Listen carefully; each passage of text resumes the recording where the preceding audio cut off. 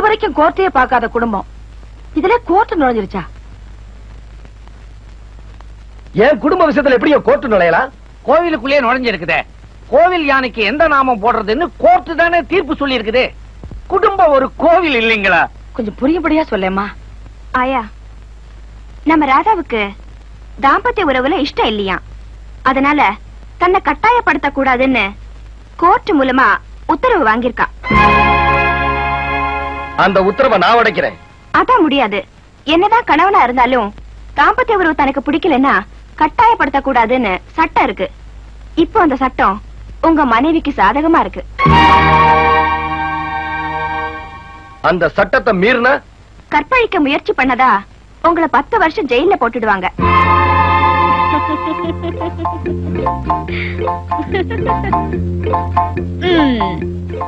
இப்ப என்னத்தோடு பார்க்கலாம்.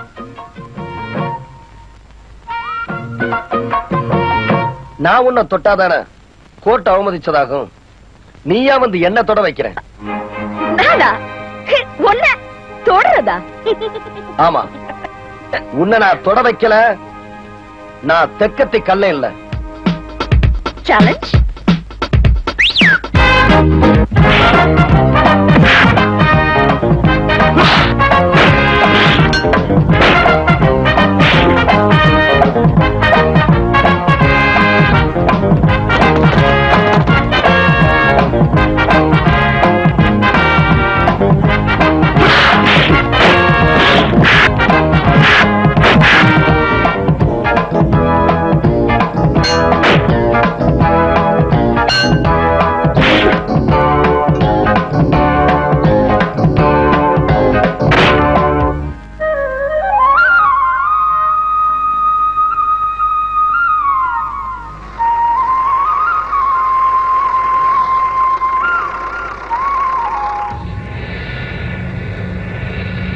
இதுல உங்க அண்ணனும் அண்ணியும் கையெழுத்து போட்டாங்க.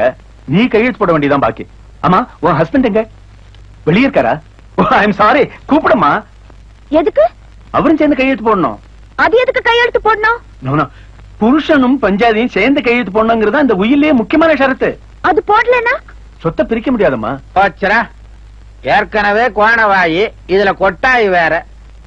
ஏங்க, கல்யாணம் ஆனாதான் சொத்துன்னீங்க, இப்ப மாப்பிள்ள கையெழுத்து போட்டாதான் சொத்துங்கிறாரு. அதெல்லாம் தெரிஞ்சுக்கிட்டு தான் நீ அவனை ஊருக்கு அனுப்புறேன். இப்ப எதுவுமே தெரியாத மாதிரி பேசுற.